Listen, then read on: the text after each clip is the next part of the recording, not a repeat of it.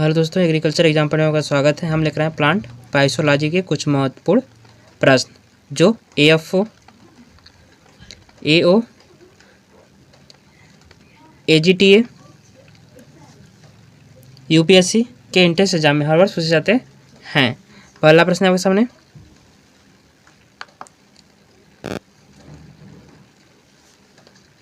जब पायरुविक अम्ल के एक अणु, क्या कह रहा प्रश्न, जब पायरुविक अम्ल के एक अणु के अनाक्षी श्वसन से लैक्टिक अम्ल बनता है तो, क्या कह रहा प्रश्न, जब पायरुविक अम्ल के एक अणु से जो क्या है अनाक्षी श्वसन से, कौन से एक अणु से, क्या एक अणु के अनाक्षी श्वसन, क्या क्या कह रहा प्रश्न, जब पायरुविक अम्ल के एक अणु के अनाक्षी श्वसन से, कौन किस अणु के, एक अणु के अनाक्षी श्वसन से लैक्टिक अम्ल बनता है तो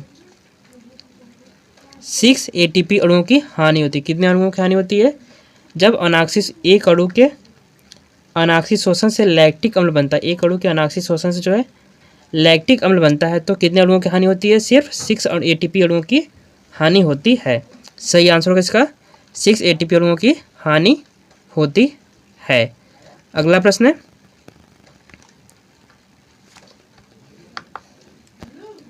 श्वसन के दौरान, क्या कह रहा प्रश्न, श्वसन के दौरान पायरुविक अम्ल का निर्माण होता है, क्या कह रहा प्रश्न, श्वसन के दौरान पायरुविक अम्ल का निर्माण होता है।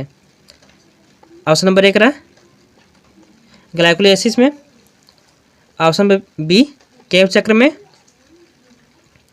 ऑप्शन नंबर सी HMP में मार्ग में, ऑप्शन नंबर सी C3 चक्र में। क्या होगा आंसर, ऑप्शन नंबर ए, श्वसन के दौरान पायरुविक अम्ल का जो निर्माण होता है वह कहाँ पर होता है। सही आंसर नंबर ए, ग्लाइकोलाइसिस में जो है पायरुविक अम्ल के श्वसन के दौरान पायरुविक अम्ल का निर्माण होता है। किसके दौरान, श्वसन के दौरान जो पायरुविक अम्ल का निर्माण होता है वह ग्लाइकोलाइसिस में होता है। अगला प्रश्न, कैव चक्र होता है, क्या अगला प्रश्न, अगला प्रश्न क्या है, कैव चक्र होता है। ऑप्शन नंबर 1 रहा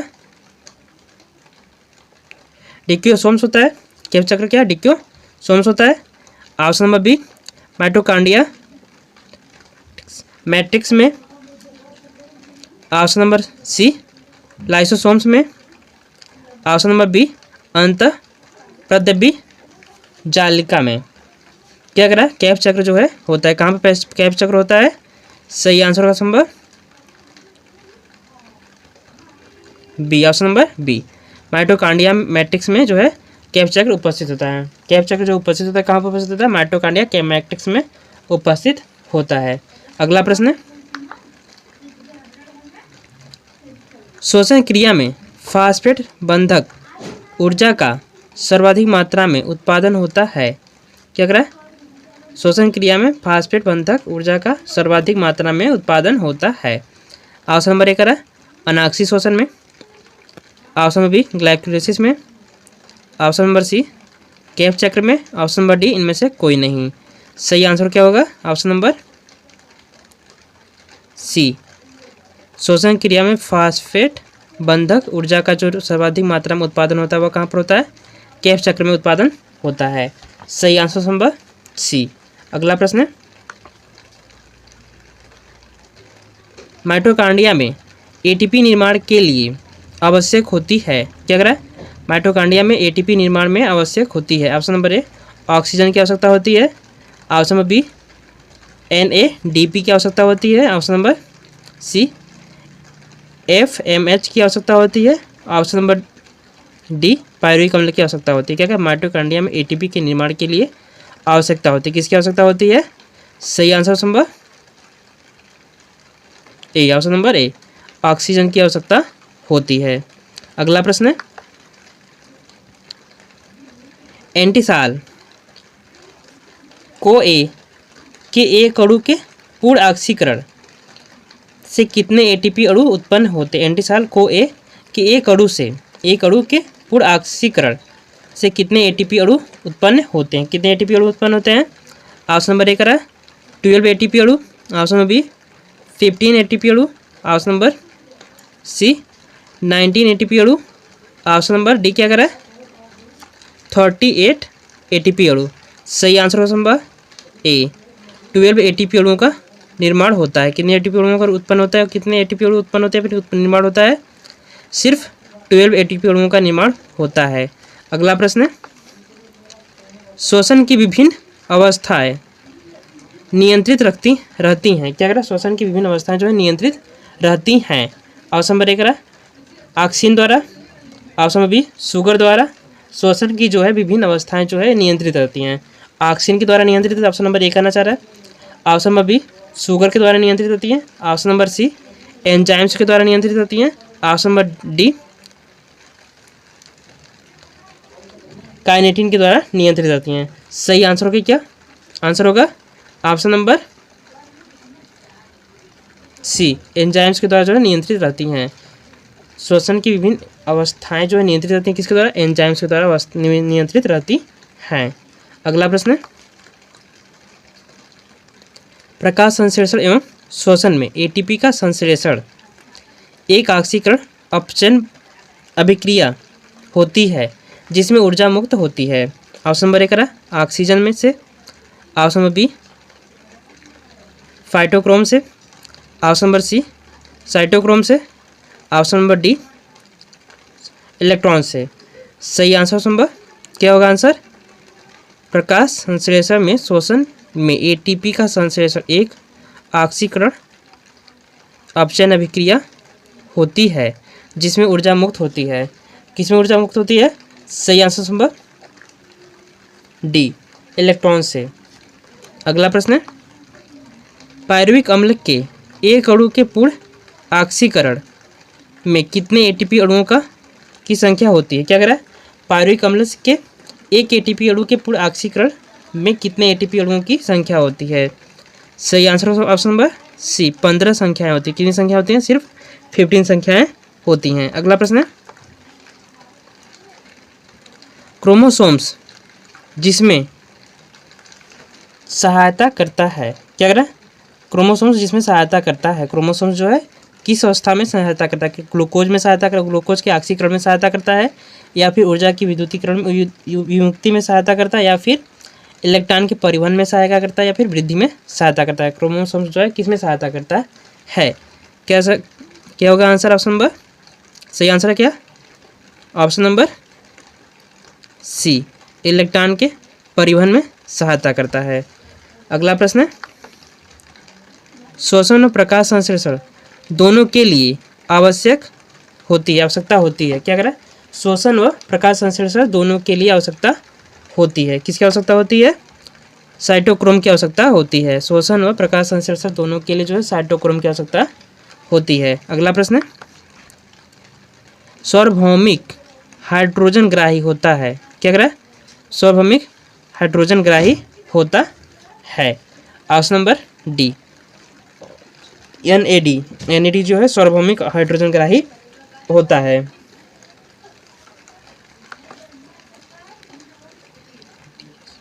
ETS में अंत में इलेक्ट्रॉन जुड़ता है। क्या कह रहा है? ETS में जो है अंत में इलेक्ट्रॉन जुड़ता है। ऑप्शन नंबर सी ऑक्सीजन से। अंत में जो इलेक्ट्रॉन जुड़ता है किससे जुड़ता है? ऑक्सीजन की सहायता से जो है अंत में इलेक्ट्रॉन जुड़ता है किसमें? ETS में।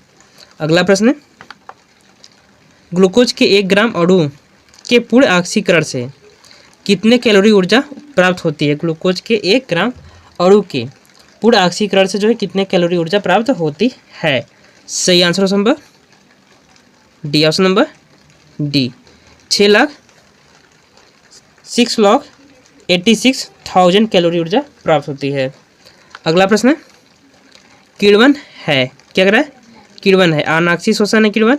ऑप्शन नंबर बी करा है कार्बोहाइड्रेट का अपूर्ण अपचयन है किण्वन।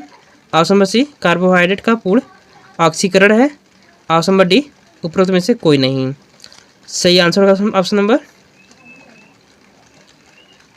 अनाक्षी श्वसन। किण्वन क्या है? अनाक्षी श्वसन है। अगला प्रश्न है, दिन के समय हरे पौधे कार्बन डाइऑक्साइड छोड़ते हैं क्योंकि वे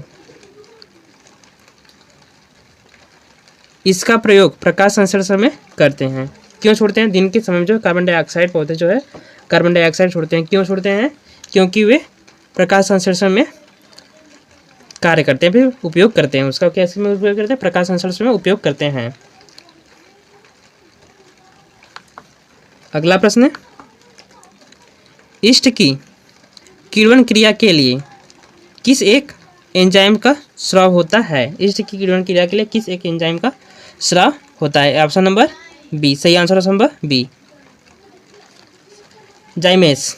अगला प्रश्न है, किण्वन का अंतिम उत्पाद, क्या कह रहा है? किण्वन का अंतिम उत्पाद जब शर्करा कच्चे माल के रूप में प्रस्तुत होती है।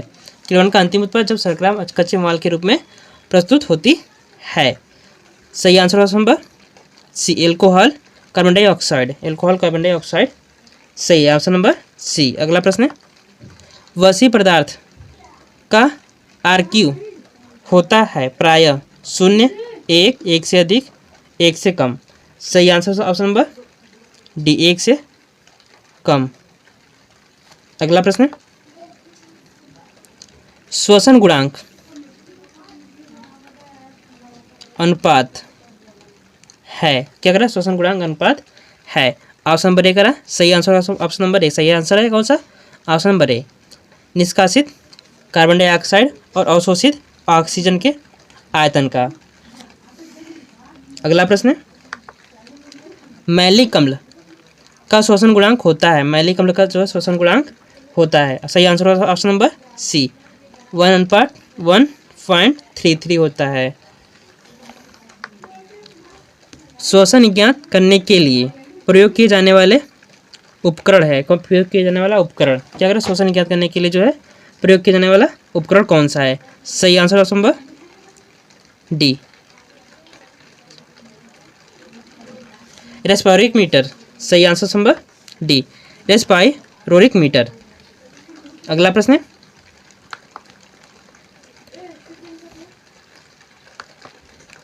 कम ताप पर हरे सेबों को संसाधित किए रखने का सबसे उपयुक्त कारण है। ऑप्शन नंबर सी, श्वसन की दर घट जाती है, क्या करा? कम ताप पर हरे सेबों को संग्रहित किए रखने का सबसे उपयुक्त कारण क्या है? श्वसन की दर घट जाती है। अगला प्रश्न,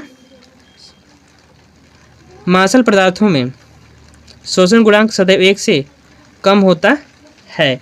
ऑप्शन नंबर ए का है, सॉरी ऑप्शन नंबर बी, सही आंसर क्या है? ऑप्शन नंबर डी, अपूर्ण ऑक्सीकरण के कारण। अपूर्ण ऑक्सीकरण के कारण क्या है? मांसल पदार्थों में श्वसन गुणांक सदैव 1 से कम होता है। अगला प्रश्न, अंकुरित अरड़ी के बीजों का क्यूआर या फिर श्वसन गुणांक होता है, कितना होता है? अरड़ी के बीजों का जो श्वसन गुणांक कितना होता है? ऑप्शन नंबर सी, 1 से कम होता है। अगला प्रश्न,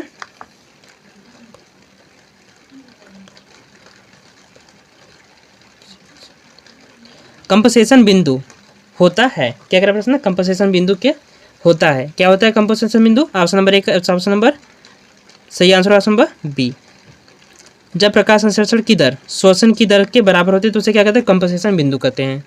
जब प्रकाश संश्लेषण की दर जो है और श्वसन की दर दोनों बराबर होती है तो क्या है? कंपनसेशन बिंदु कहलाता है। अगला प्रश्न है, यदि तापमान 35 डिग्री सेंटीग्रेड से ऊपर बढ़ जाए तो क्या करें? यदि तापमान जो है 35 सेंटीग्रेड से ऊपर बढ़ जाए तो श्वसन दर में गिरावट प्रकाश संश्लेषण दर में होने वाली गिरावट के बराबर बाद होगी। क्या करें? सॉरी, क्या श्वसन में गिरावट जो है प्रकाश संश्लेषण दर में होने वाली गिरावट के बाद होगी।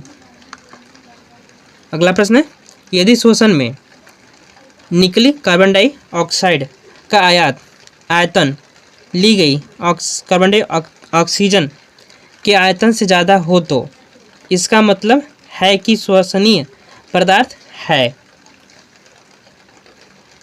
वसा, कार्बन डाइऑक्साइड, सॉरी कार्बनिक अम्ल, प्रोटीन, कार्बोहाइड्रेट, क्या है? सही आंसर होगा ऑप्शन नंबर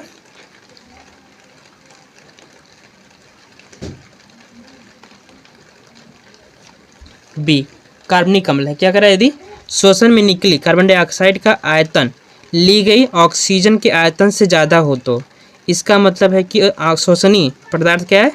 कार्बनिक अम्ल है। श्वसनीय पदार्थ कैसा है? कार्बनिक अम्ल है।